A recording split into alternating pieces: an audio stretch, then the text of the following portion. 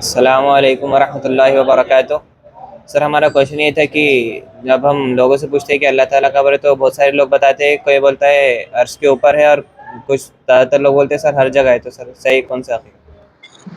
अल्हम्दुलिल्लाह रब्बिल आलमीन वस्सलातु वस्सलाम अला सय्यिदिल मुरसलीन रब्बि इश्रह ली सदरी व यस्सिर ली अमरी वहलुल उक़दतम मिन लिसानी यफ़क़हू क़ौली अम्मा बाद।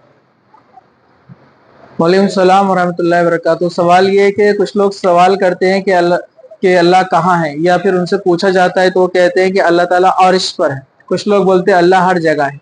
तो इसका सही जवाब क्या है? तो इसका सही जवाब कुरान मजीद में ही मौजूद है। जैसे सूरह अहकाफ, सूरह अराफ और दीगर जगह पर कुरान मजीद में अल्लाह ताला ने फरमाया कि हुवल्लज़ी खलक़स समावाति वल अर्ज़ फ़ी सित्तति अय्याम सुम्मा इस्तवा अलल अर्श, कि अल्लाह ताला ने 6 दिन में ज़मीन और आसमान को बनाया और उसके बाद अल्लाह ताला अर्श पर मुस्तवी हो गया। अभी अर्श क्या है?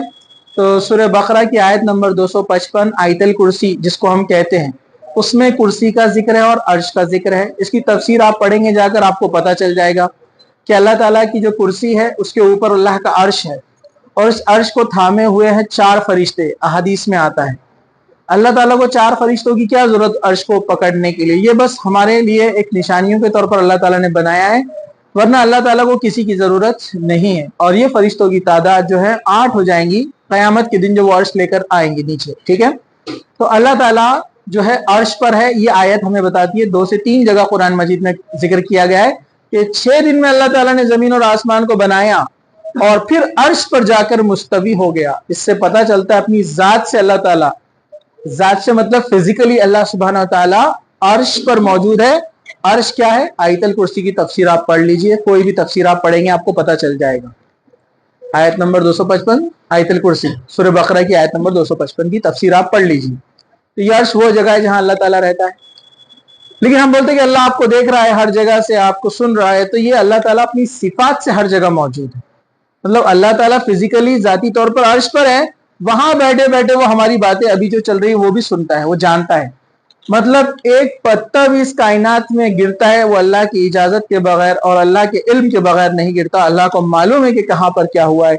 यहाँ तक कि अंधेरी रात में काले पत्थर पर काली चींटी का चलना भी अल्लाह को मालूम है। छोटे छोटे एटम और जर्रे के अंदर जो इलेक्ट्रॉन और न्यूक्लियन और जो घूम रहे हैं वो भी अल्लाह के इल्म है। अल्लाह हर चीज का इल्म रखता है, तो अल्लाह अपने इल्म से, अपनी सिफात से हर जगह मौजूद है, लेकिन अपनी जात से अल्लाह ताला अर्श पर मौजूद है।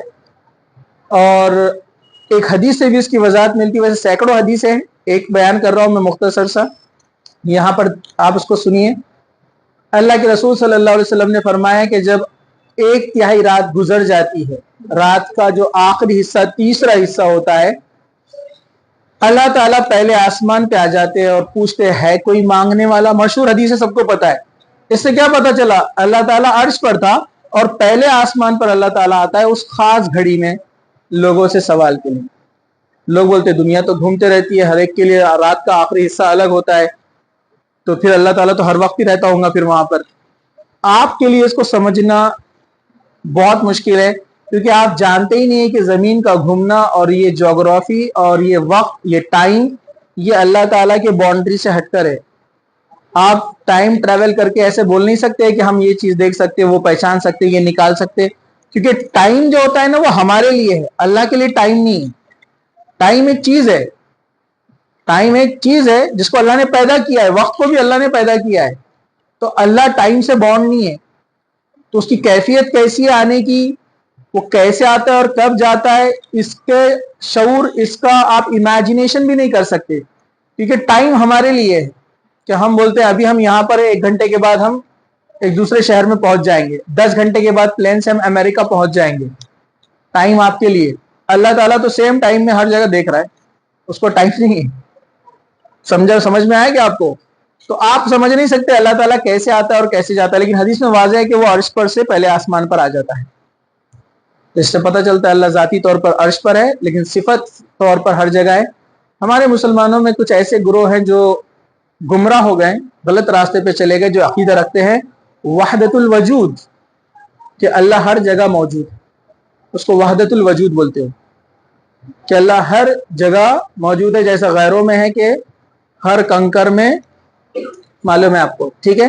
تو یہ عقیدہ غیروں سے آیا ہے کہ بھگوان جو ہے اوترت ہوتا ہے، آسمان سے نیچے آتا ہے اور لوگوں کے دکھ درد سمجھنے کے لیے وہ انسان بن جاتا ہے. تو وہ خدا ہی کیسے ہوا جو وہاں رہ کر اپنے پاور سے نہیں سمجھ سکا، اس کو نیچے آنا پڑا.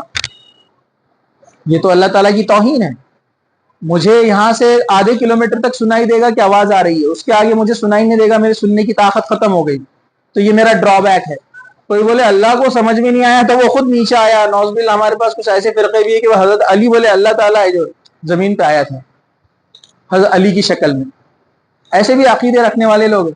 غوث پاک اللہ کے بیٹے ہیں، اللہ کے رسول اللہ کے نور ہے. ایسے غلط عقیدے لوگوں نے گڑھ لیے. یہ اللہ تعالیٰ کی بے عزتی ہے، اس کی جو ہے انسلٹ ہے ایسا کہنا. کیوں؟ اللہ کو ضرورت نہیں ہے آنے کی، وہ وہاں بیٹھے بیٹھے سنتا ہے. اس کی طاقت، اس کی سماعت، اس کی سمیع جو صفت ہے وہ اتنی اسٹرانگ ہے کہ وہاں سے بیٹھے بیٹھے سب سنتا ہے اور جانتا ہے. اگر وہ وہاں بیٹھ کر سب کچھ نہ جانے تو پھر وہ معبود کیسا؟ تو یہ ہمارا رب ہے، قوی عزیز، سمیع علیم. ہر صفت اس کی لا محدود ہے. وہ وہیں سے بیٹھے سنتا، جانتا، ہر چیز کو دیکھتا ہے. اسے آنے کی ضرورت نہیں ہے. ایسا عقیدہ جو رکھتا ہے اس کے بھی ایمانیات میں گڑبڑ ہے. یہ بات ہم اپنے ذہن میں بٹھا دیں. ٹھیک ہے، جزاک اللہ.